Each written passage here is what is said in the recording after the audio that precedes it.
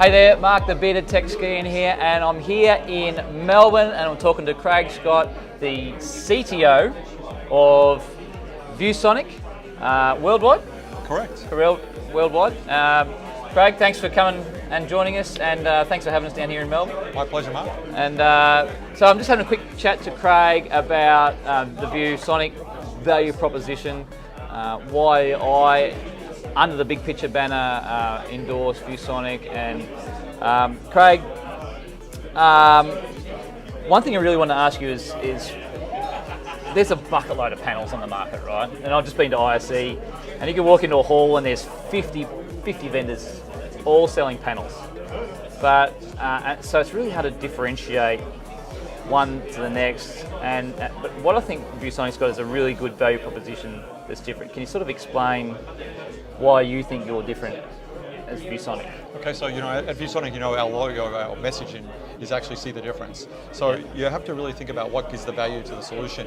And while we have hardware panels and you can touch them and you can feel them and you can see them, at the end of the day, software actually adds the value proposition and use case. So use case is defined by customers. Customers want to do things. So you have to listen very carefully to what the customers have to do, and then you really need to develop software that actually encompasses the solution and the use case so that the customer feels very comfortable with the technology. If you look at an iPhone or look at a compute engine, people actually use an operating system with applications that adds the value. The hardware is basically a carrier for that particular application stack.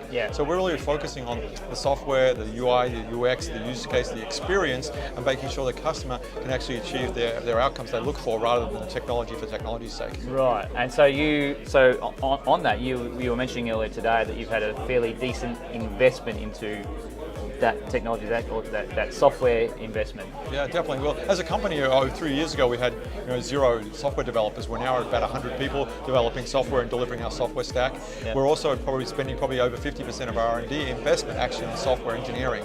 So while we are a hardware company, we have a great hardware platform in terms of LCD, projector, large format display, and IFP. We're really adding the value proposition through more and more software development.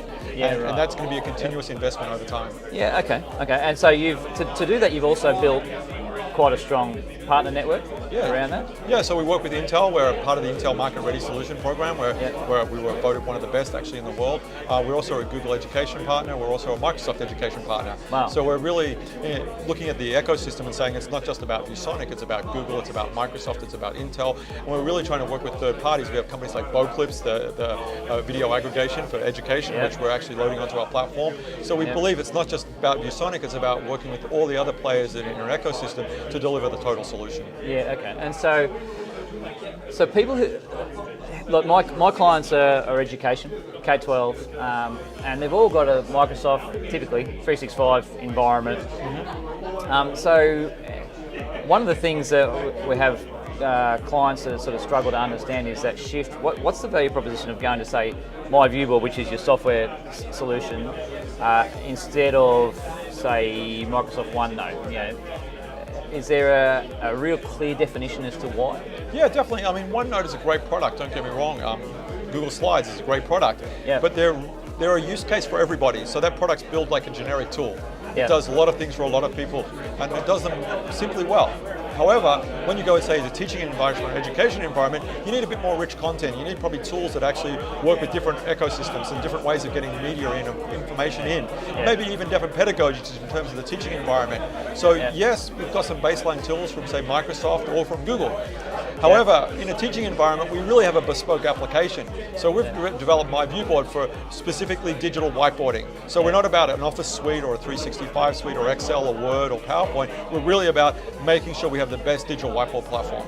And on top of that, we overlay the digital platform for education or for corporate or business or brainstorming or creativity in terms of what we're doing. So we're really focused more on the use case rather than just a generic tool. Yeah, you don't see them as opposition either, though, do you? You see them as the partner. Back to that. How do we play nice? Yeah, we want to work nicely with them. So we're really studying their technology, looking at what they're doing, and then we're incorporating some of those things. A great example would be the immersive reader from Microsoft. Yeah, great tool. We saw the immersive reader, we jumped on it, about 4 weeks later we had it into production because we thought it was a great piece of technology that could enhance our platform, and it turns out it was a big hit. So the AI pen is actually a Google tool where we actually looked at the Google AI engine and we actually adopted that and actually put it onto as our AI pen. So we take technologies from different places where it makes sense and we incorporate them and just wrap them in a way that makes sense for that particular use case. Yeah. So one of your big spins, and I can attest to this, is that you've got great agility to be able to spin, and as what did you say today, duck and weave almost to the market, as it's called. Yep. And probably nothing better than right now. We're in COVID-19, coronavirus, and you've got some cool stuff going on, which I probably can't say. But yeah, there's a whole lot of watch this space. Yeah, definitely. Well, necessity is the mother of all invention, right? Yeah. So when the world is in a situation right now, there's a lot of invention going, a lot of creativity to solve problems that are emerging very quickly. To do that. And it's a very dynamic, changing environment. Yeah. So we're learning a lot of things about education, for example. The concept that the world might shut schools down is actually a real problem. Yeah. And I think we've never in our lifetime dealt with such a problem of such magnitude. Yeah. So we're seeing a lot of movement in terms of, okay, how do we solve this problem? What do we do?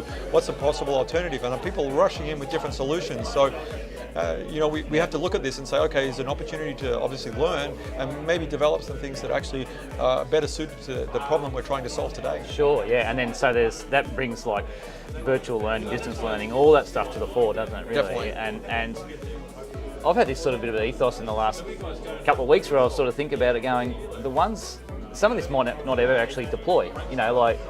Schools will. Like I've got clients of mine right now, they've got to have a solution by, say, this Friday to put to the board. Just in case, in the what if factor. But some of these might not actually deploy because the cost of deploying might be too high. They might have to deploy it if they get to that point, but something, and that probably comes back to the agility of Viewsonic, is the ability to be able to be agile and then just deploy and build solutions around that. But one thing I don't ever find with Viewsonic is it's never a massive cost to deploy, because you guys are building so much cool software back end that it's like, okay, cool, we've now got this solution, and away we go. So great design really doesn't cost more money. It actually means you have to think a little bit more about what you're doing. Yeah. So a lot of product is developed and oscillated in isolation from the market. Yeah. So you build something based on an engineering spec. Yeah. You make an assumption that someone wants to buy something, and then you ship it, and then you test and find out. Well, let's reverse that model and say, why don't we just involve the customer first before we do anything? Yeah. Listen closely to what they have to say, identify their problems, their pain points, translate that into requirements, and push that back into development process. Yeah. So if you reverse the process, it doesn't actually have to cost more. Yeah. And that's one thing you do really well, right? Is you listen to the customer without arrogance or without ego, and go, okay, here's the problem, here's the solution. Just pose the problem, and we'll see if we can come up with a solution. Exactly. We believe that every problem that presents itself is an opportunity to learn. And some of the problems we solve, maybe they're not so worthwhile. Yeah. But then some problems are very worthwhile. But you can't pick and choose what is worthwhile until you actually solve the problem. Yeah, and I think you hit the nail on the head today, is you treat that as a gift. Yeah, as what do you call it, the gift box or the... It's a gift of feedback. Yeah. So we love gifts of feedback because, we have to explore that feedback and say, okay, is that a viable thing that we can do or not? Or is that a great problem to solve or not so great problem? Yeah. However, interestingly enough, you don't know whether a problem is good enough until you solve it. And when you solve it, you'll learn and you discover. And really, innovation is about discovering things and exploring things. It's not sitting back and saying, okay, I'm going to build this amazing product. It's really about discovering and exploring existing problems and then working out how to solve them. I'm glad you hit on that, because it's like your ethos, you were saying earlier today, is around learning, and we're all about, like, how do we teach our kids to be smarter? But do we need to teach them to be smarter? Do we just need to teach them how to solve problems? We just get it together and go, let's put our heads together and work this out, in an amicable way, using technology, rather than just go, let's just make them smarter. Does that solve anything? Definitely. Yeah. So one of the things you can think about is like the concept of the sage on the stage versus the guide on the side. Yeah. So traditional teaching and education is really being about the sage on the stage. We get up, we talk, the student listens, they do a test, they have an outcome. Yeah. And we're sort of moving more to the sage, from the sage on the stage to the guide on the side model, where the teacher steps back a little bit, encourages the kids to be creative, problem solve as groups. Student-based learning, effectively. Student-based learning, and even student-led learning, where the students are actually leading the learning process, and the teacher is literally guiding the student through that process and sort of correcting when they need a little correction to push them in the right direction. Yeah. So really, we have to think about the guide on the side model versus the sage on the stage. Which sort of encompasses all the learning, collaborative learning, the student-led learning, flipped learning to some degree. It just sort of brings it all together at that point. Yeah, definitely. I think we have multiple pedagogies, right? We really haven't thought about past the pedagogy. The higher order strategy is really the guide on the side. Yeah, right. Yeah, okay. Mate, so your strategy going forward as Viewsonic is really you've got to sell hardware. Everyone's got to, of course, we've got to make a few bucks to fund the next level of investment. But software that's your key message. Software's there as that digital learning, and all our technology going forward for everybody, not just Viewsonic, right? It's really going to be software based. Definitely. That's the sort of key message here, isn't it? 100%. Yeah. Right. Software plays an increasingly bigger role in the outcomes that we do. Yeah, and the better we can support that, the better to the outcomes of the kids. Definitely. Craig, thanks for joining us. We're not going to handshake. We're going to do this Corona bump. Thanks, Mark. thanks for coming on, mate. Thank you. See you guys next time. Check us out. Bye for now.